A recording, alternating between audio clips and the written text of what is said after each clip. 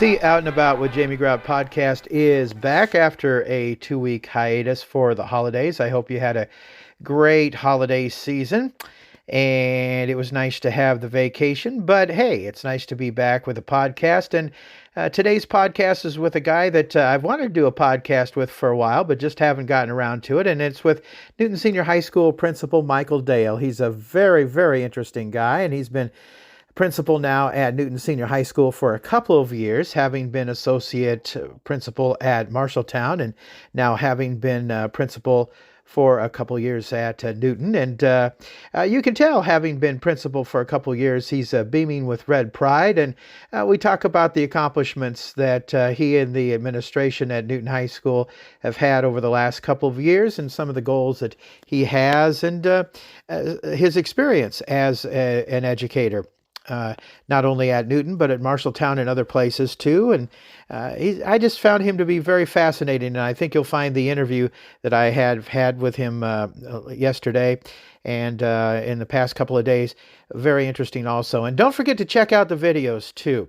The video that I did just before I went on holiday vacation was with the glassblowing folks that are fairly new to Newton. And normally, I don't encourage a lot of viewing of the videos, but on my outandaboutwithjamiegrout.com website, I have lots and lots of videos, and they took the time to do a glass blowing demonstration that went on for about 20, 30 minutes, and we have some good viewings on that, and you should check it out because they took the time to demonstrate that, and they made a beautiful bowl at their glass blowing, and you should check that out. There's also a Bing, the famous dog that's a star from Newton, Iowa, that was in the movie with Bill Murray.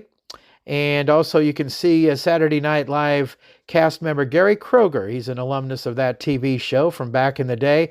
There's a video of that also. There's all kinds of great videos you can find on outandaboutwithjamiegrout.com. And of course, my podcasts are available on all the great platforms, Spotify, also iHeart and Apple Podcasts, and plus all the others too. So check those out. In just a moment, we'll get on with the interview with Michael Dale. But first, a word from our sponsors, including the great folks at Newton Clinic. Now, shorter days and cooler weather can take a toll on mental health.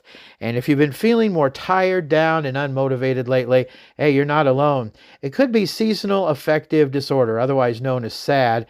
And the team at Newton Clinic can help you find ways to manage symptoms and feel yourself again. Reach out today and start the conversation at newtonclinic.com. And I want to thank the gang at Newton Clinic for re-upping for a whole nother year as a sponsor.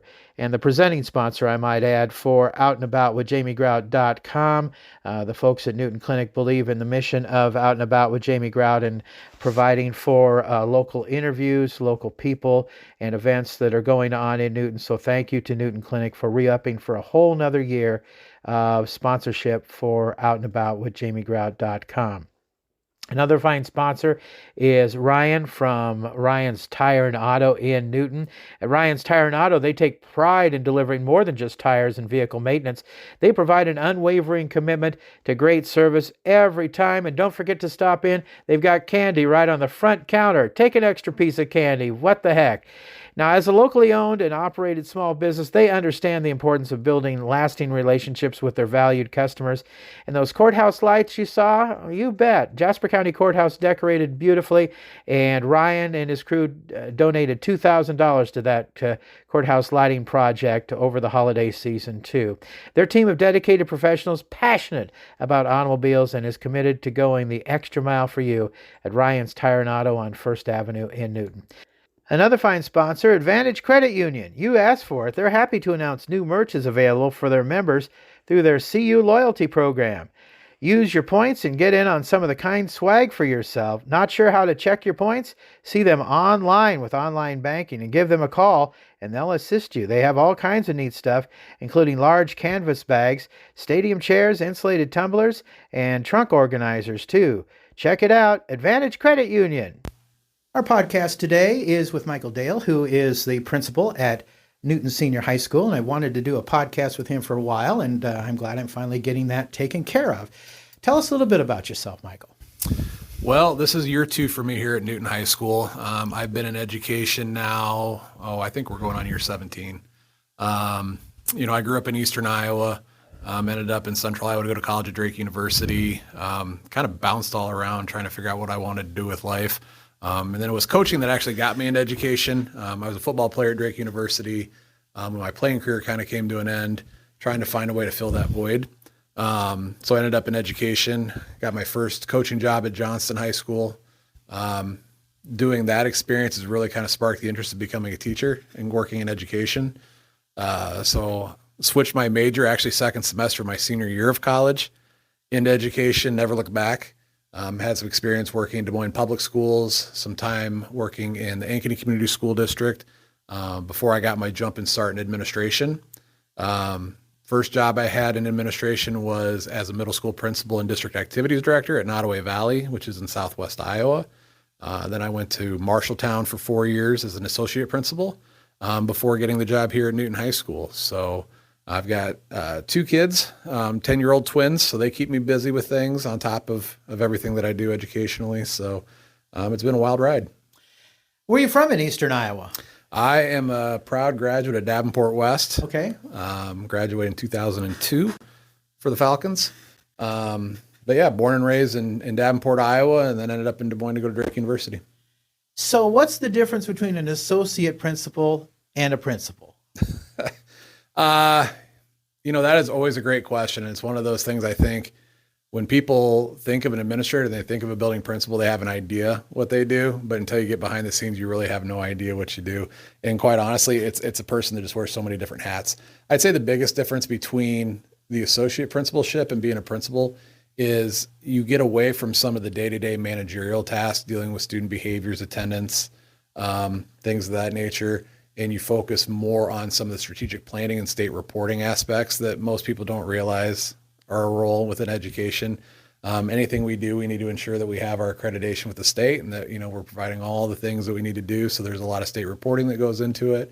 A lot of it is just overall direction of the school, working in collaboration with my associate principals, counselors, and staff, providing professional learning opportunities for kids and really just setting the direction for the building and the school itself. So it's different things, different days. And honestly, what makes it all similar, it's all about supporting people, the people that you work with, the students that you have, and the families in your community.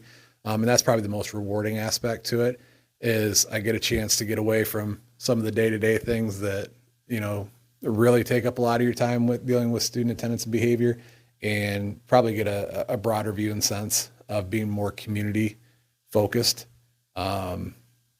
That's kind of a broad explanation for it, but that's really the biggest difference. Sure.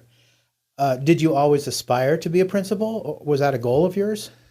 I would say for me, it's definitely not always a goal. When I first got in education, like I said, coaching is what springboarded me into education. My life goal was to be like an Andy Swedenhelm, be a head football coach and do those different things. I think leadership has always been an aspiration or track of mine. There's some people within the profession that whether it's coaching or whether it's teaching, education is a super rewarding profession. It's challenging at times. But through my playing days as an athlete into coaching, I've always had that aspiration to, get to a leadership position, to be a coordinator, to be a head coach. Same thing in education after a while. When I first got into doing my graduate studies, it really opened up the doors and that possibility of what does that next step in leadership look like in education.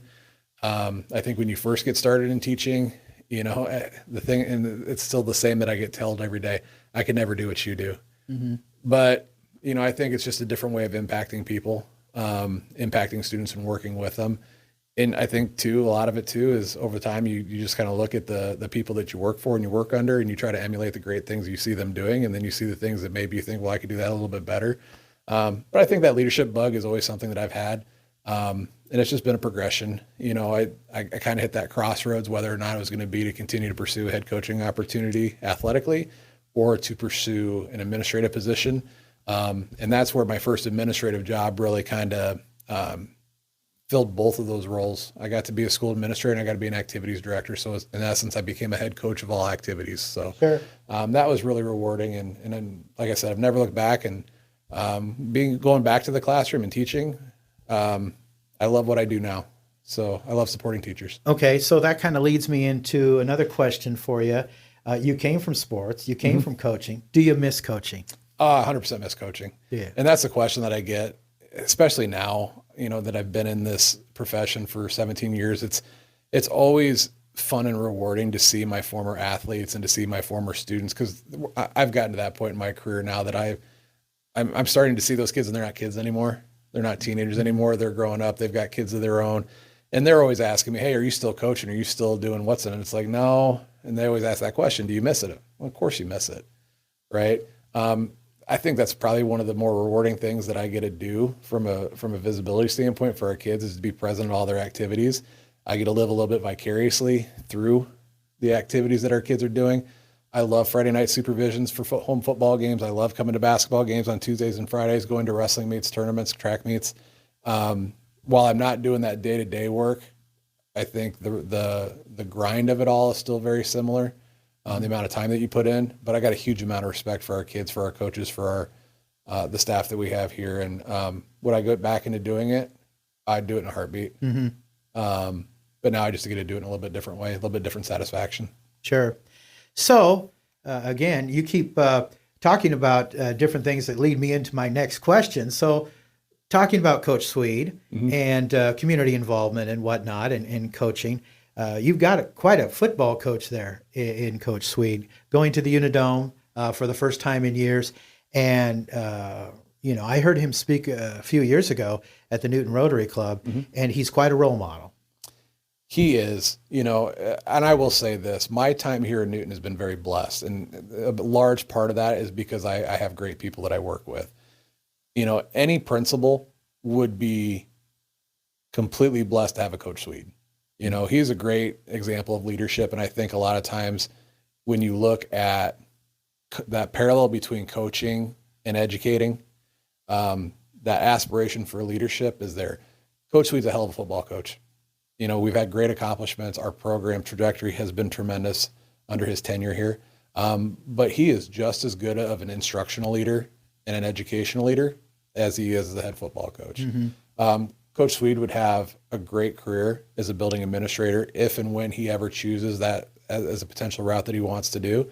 I could also see Andy, just finishing his career in the classroom and coaching, and he would excel at that. But he would excel in my position. I think he just has that natural leadership ability. He's a servant, which is what you need to be an effective leader.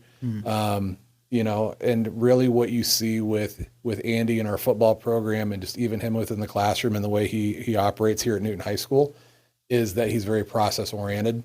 We're seeing great results, but that's just a product of the work and the process that he's instilling in our kids, that he's instilling within our coaching staff.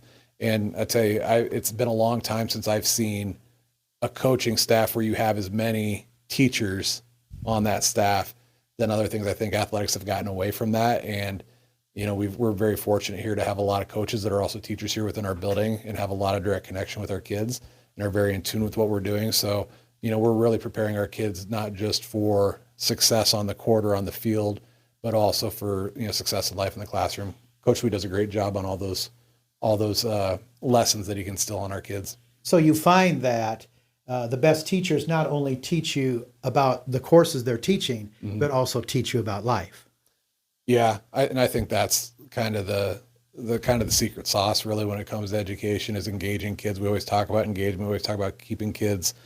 Kids always want to know the why. Why do I have to learn this? And there's practical application to all the things that we teach kids. And there's also a lot of state requirements and things that kids have to go through in classes they have to pass. And they may not see that involvement, but, really the engagement comes from that connection you have with kids and those lessons you can instill with them that go beyond just the general curriculum. Do they still have the Iowa Test of Basic Skills? We had that when I was a kid, and some of us took it seriously. Some of us made football diagrams out of them. Yes. And I was just wondering, do they still have that, or did that go away? What's the situation on that? No, we still have accountability in the state of Iowa. Okay. It's not the Iowa Test of Basic Skills anymore. Right now, we have the ISTAS, which is the Iowa Student. I didn't even tell you the acronym, but yeah, we still have the test. It's changed over the years. Like currently, when it comes to high school, I remember when I was in school taking, 2 days worth of tests, and we probably took 12 tests on a bubble scantron form and all that. at the high school now, they really focus in on 3 core subject areas, science, math, and English. And so your English and your math, they take those every year up through their junior year. But now science is intermittent years. We have it in grades 10, we have it in grades 8, and I think grades 5. But we still do those. We're still measured on those. Those are part of our state performance pro, how we're rated as a school. That's the number one indicator our state uses to track our students' progress academically. Has education changed since the time you started out because, and I ask this because, gosh, I'm not looking to throw myself a pity party, but when I was in 4th grade, they held me back. Some people would say flunked 4th grade. And my math teacher, her heart was in the good place, and my parents' hearts were in the good place. But my math skills were not good. And so she convinced my parents. She said, if you hold Jamie back in 4th grade, I'll work with him and I'll give him special attention. And, next year after that, he'll excel in math and yada, yada, yada, blah, blah, blah. Well, unfortunately, my math teacher got pregnant and she was not there that next year. So they had a substitute math teacher who knew nothing about me. My math skills did not improve one iota. And luckily, I got into a business where I communicated for a living and I used very little math skills. I did end up getting my first class FCC license at Broadcasting College, which was like, for me, passing the bar exam. And I did have to use some math skills for that. But really, I didn't need to do that. But it did scar me because the kids put a dunce cap on my head, and it was a bad, bad deal going into that second year of 4th grade. It was not a good thing. And my dad always said that was the biggest mistake he ever made. I bring that up because I talked to some middle school principals who came to Rotary Club, and we talked about this, and they said, that's not even done anymore. That has been found to not be anything beneficial. And so I know that over the years, research has found that times have changed in terms of education and what is beneficial and what has not. So maybe you can give some examples of that, Michael. It's kind of a great segue. You're talking about your experience in education. It's a great description for how education has evolved itself. Even when I look back in my tenure as an educator, but I look back as my experience as a student, which I like to still think was not that long ago, but every year it seems to get longer and longer. Education's an ebb and a flow. I think if you would look back historically in education, at one point in time, there was a heavy influence on preparing kids for career readiness, not just college readiness. About the time that I was going through my high school career and graduating in the early 2000s, there was a real shift in accountability and state assessments and testing and things of those nature, and really about making everyone college ready. And ensuring that all students that graduate from high school, should be prepared or ready to enter into college. And right now we're in an era where it's not just making people work ready or college ready. It's find the path that works for you. And it's kind of an exciting time and also a challenging time to be in education right now. Every year legislation gets together and they make rules and laws and things that govern education, what kids have to and don't have to do. All the requirements and all the rules we have to live by. Some are good, some are not so great. But really, I think when I look at how schools are rated now, and I spoke earlier, I mentioned our Iowa Student Performance Profile. That really is kind of a report card or a rating system for school districts and how they're doing, how they're serving kids and how students are achieving. And I think they've hit a really great balance, because in education now, we still have a college prep model. We have what we call the 4-3-3, that all kids that graduate from high school have to have the same basic requirements: 4 years of English, 3 years of math, science, and social studies. We also include health and fitness that students have to finish. You still have a government requirement. There's also now an Iowa financial literacy component where we hope by the time kids graduate high school, they have a level of, financial literacy sense. So great idea. Which is tremendous. And there's been a lot of, different things you can do with that have been really relevant when you talk about relevance in education. But in the last few years, they've changed that formula for the state performance pile. And there's another component for, work-based learning and career readiness. And it's shifted its model away from, that college prep component of how many percentage of kids have earned college credits, which has been another evolution. We've got more opportunities for kids to earn college credits while they're still in high school. Certainly more now than what I had when I was in when going through school. But they've shifted away from that grading model of, that percentage of kids are getting college credits and what kids are getting on the ACT and ACT percentages and things like that. They've shifted away from that, and they still have the college credits because kids that go on and take college courses are better prepared for different career paths and trajectories. But they also start including things like, are they getting internship experience? Are they doing apprenticeships? Are they going and actually working and learning from the work that they're doing? That's what I think is really exciting about working here in Newton, especially because any kid that has a pathway, when you talk about, your experience with math and whatnot, and you found a passion and a career that didn't really need that skill set. Right. Right now, education is starting to shift itself to figure out what it is that you want to do for life beyond high school and tailor your education to meet that. Sure. We still have our graduation requirements, but we got a ton of different pathways kids can take. Whether they go through a career pathway and a career academy at DMAC, we have a great partnership with them here in Newton. The classes that we offer, we have, 2 industrial tech teachers and an ag teacher. There's a wide variety of things that kids can take to meet a career, or a lifestyle that they want to do after high school, and we get their high school experience to match that. So I'm really excited the direction it's going. It does pose some challenges though, because with anything you add to it, you got to be able to pay for, and sure, state funding hasn't always followed that trend. Yes. I know. But yeah, I would say we're shifting more of that focus and working, to still have opportunities for kids in the paths that they choose. Okay. How do you deal with bullying? Bullying I think that's always a huge concern. It has been exacerbated by social media. Kids' ability to communicate, technology wise. I would say in all my years of being a school administrator, bullying is probably one of the biggest issues in education. It's also one of the biggest misunderstood, amongst different parents and communities, because there is a difference between bullying and student conflict. And in a lot of cases, when you look at what the textbook definition for bullying is, that's a pretty high bar to hit.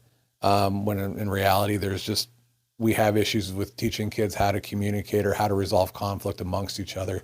I think the biggest thing when it comes to bullying from a school administration standpoint is, number one, once you become aware of issues, that you investigate and you handle those situations directly, and figure out what the next course of action needs to be. In a lot of cases, it comes down to needing to teach kids some skills like how to handle conflict with one another, how to respond appropriately, understanding. I think the big lesson kids need to learn nowadays is the art of letting someone else have the last word. We talk a lot about, and I think in education, when we hear things in the media about bullying in different circumstances, and the school often gets painted in a negative light in those contexts, I think there's a big misunderstanding of what schools can and can't do in regards to investigations and the recourses and things of that nature. There's a lot of things that schools don't get credit for what they do when bullying comes up. But our biggest thing for us here is when we become aware of it, that we respond immediately, that we investigate it thoroughly, that we put processes in place to keep kids separated to the best of our ability, and then work on educating kids on how to work through these social challenges, how to prevent, continuing to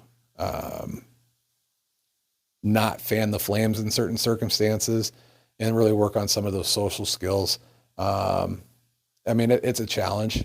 It's not one of those things that are going away. And a lot of the times what we find that makes it more challenging in this day and age is a lot of these conflicts that arise don't originate at school. And I would say a lot of the bullying and things that are out there doesn't even occur at school. But school is the one location that everyone has to come back to together, which is it's situations a lot of times that are rising outside of school that just bring itself back into school, and then the school now becomes responsible for responding to it. So yeah, talk to any administrator. They're always going to tell you it's a challenge in a process. But it's something we do take seriously here. I know that's a concern of a number of parents that I've spoken to, making sure that schools are safe. And I know there's not 100% guarantee, but how do you, as an administrator, do your best to try to make sure that Newton Senior High School is safe? Yeah. You talk about another hot topic button issue. I never would have thought in the time that I got in education that I could honestly say that when you look at school design, a lot of the ways we design schools right now, part of it is on the instructional learning space, but there's also a lot of design features that are revolved around school safety. We've got our state requirements that we have to do as far as safety training with our kids. And we do those with fidelity. We've got our old school fire drills and we've got our tornado drills. We also do drills for, active intruder. We do drills for, I call it soft lockdown. If there's like an incident or issue that's occurring outside of the building where we can still maintain order and instruction here in the school. But really, we try to keep our building locked down as good as possible. You notice when you came and you had to buzz in to get within the building. Once our school day starts, our doors are locked down for the day. We've got buzzer systems and ID badges for all staff and students, so we keep our building pretty secured throughout the day. We've got processes and protocols in place in case there is an event or something that occurs. We've got a communication system through Parent Square that we can utilize and communicate in real time.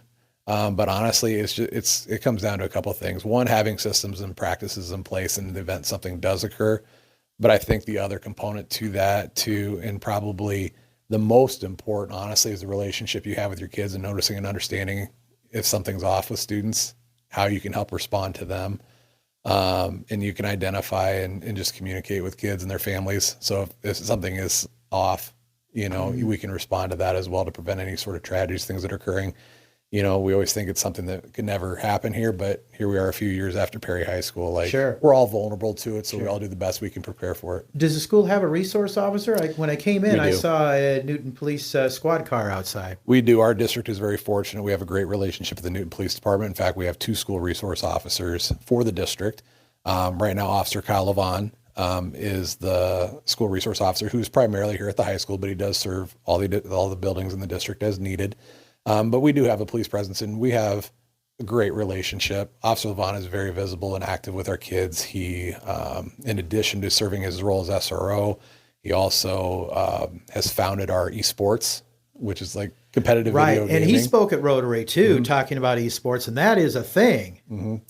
So, he does a great job with our kids. Like I said, we've been fortunate that we have great presence at our activities, athletic events. Our school resource officers are really just like an extension of our staff here. So we've had great SROs since I've been here, and I've had great experience working with school resource officers. But I would say their presence it's a definite advantage having those folks here in the school from a partnership, from a safety aspect, but also it's a great opportunity for community policing and just building relationships with law enforcement.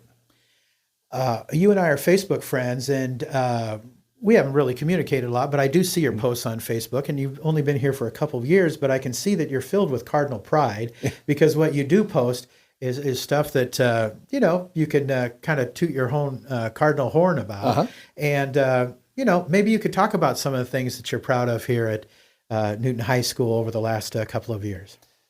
Yeah. I think a couple of things, especially when you talk about social media accounts and whatnot, really, as you aspire into that school leadership role, really, it's a lot about promotion.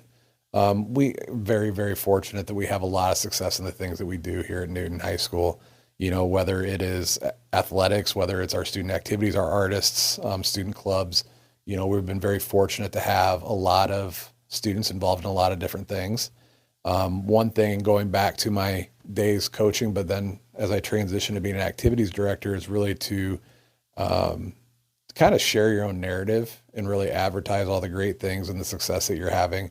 So often in education, we kind of get marred by the negative, being able to promote yourself and your school, not really yourself, but promoting your school and your kids and your staff through social media, I think is just one of those reminders and things that you can just put out there and just show off all the achievements and things that your kids are doing. There's a lot of things that happen behind the doors of a school that you don't ever get to see. But when you do have some success, I think it's important that our community gets to share in that, and it's fun. It's just great seeing all the kids and all the staff and everyone that we have that's involved, and just really the community pride that's generated from that. This community is very unique in that respect and second to none. Well, we have a Newton Cardinal on our water tower, as a matter of fact, too. So, yeah, there's a lot to be proud of, and it's great being a Newton Cardinal. And I walked in, and the sign on the door says "Forever a Cardinal," and Yep. that's me and all the way. I mean, we're just very happy to have a lot of Cardinal pride here. Anything you want to add before we wrap up, Michael? The biggest thing I'm just going to sit there and say, it's, even in the short tenure here, not having a direct connection, not being a Newton graduate, one of the great things about being in this position, in this role, one is this community, this district makes it easy in a lot of regards. In a world of teaching shortages and trying to attract and retain quality staff, this community shows out. You talk about the Cardinal on the water tower, you drive around town, you see the Red Pride lives here. It does not take long when we have great people that come in and want to be a part of our school district, or just looking for that first job out of college, and you bring them in here. A lot of times in this day and age, you got to sell your school and you got to sell yourself to your applicants. This community does a great job of enveloping and wrapping those up. And it's a great culture here. And a lot of that I'll credit to Bill Peters. My predecessor had been here for 20 years and Gary 20 years before that. So there's been a lot of consistency and a lot of great things and groundwork already laid. So I'm just super appreciative of everyone I get to work with here. It's been a great experience, and I look forward for many more years. Sure. If parents have any questions of you, how can they contact you, Michael? Number one thing, if parents ever have questions or just even want, have a conversation about something, I have an open door policy. They can always call the school, our main line, and ask for me. I may not always be available to answer the calls at the moment, but I'll always get back to them. Or they can always reach out by email or Parent Square if they're parents of students here in the district. Our interview guest has been Michael Dale, principal at Newton Senior High School, on Out and About with Jamie Grout. Other fine sponsors for this podcast include B. Nicole Salon in downtown Grinnell, right next to the Chamber of Commerce. They give away prizes every Sunday for Out and About with Jamie Grout podcast trivia. Stop in and say hi to Brandy and the crew there at B. Nicole Salon. Lynette Baker, Halo Branded Solutions. You can find her business card there on the sponsors page of outandaboutwithjamiegrout.com. Also, Westside Java Coffee Bar giving away a $10 gift certificate every Sunday with Out and About with Jamie Grout podcast trivia. The Made Right Sandwich Shop in downtown Newton. You can order ahead by calling 792-4166, and they have not only those legendary Made Rights, but they also have breakfast 7 days a week. And by the way, Made Right Sandwich Shop in downtown Newton is in their 100th year. That's right, they started in Newton in 1926. They're 100 years old, and watch for their expansion in 2026. And finally, St. Rest Coffee House in downtown Grinnell. They give away those half dozen monster cookies at St. Rest Coffee House in downtown Grinnell, too. It's a great place to hang out. St. Rest Coffee House in downtown Grinnell. Until next time, out is out. See ya.